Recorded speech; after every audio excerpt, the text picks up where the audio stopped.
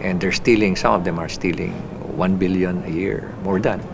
And So- if you're stealing 1 billion a year, you're stealing 2.7 million a day. Wow. And alam mo ba yung dimension, hindi na gumagamit ng cash vault eh. Ginagamit na nila room vault, kwarto na. Kwarto Kasi hindi na. magkasya.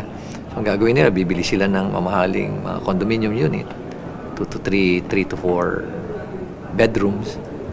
Tapos yung isang bedroom, i-convert nila into a room vault. Alam mo, because we are out in the field, kita namin yung poverty. We've seen it. We have been there. We have visited villages na talagang hirap ang mga tao. Hanggang ngayon, di ba?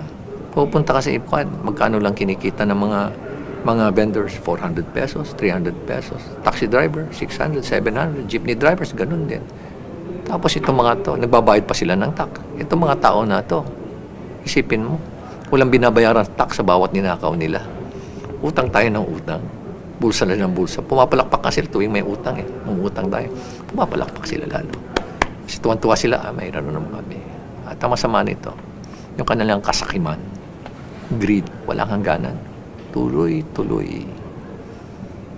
Tuloy-tuloy. Walang, may joke pa nga dyan eh. Nako, sarado po ang opisina pero bukas po ang tanggapan. Billions.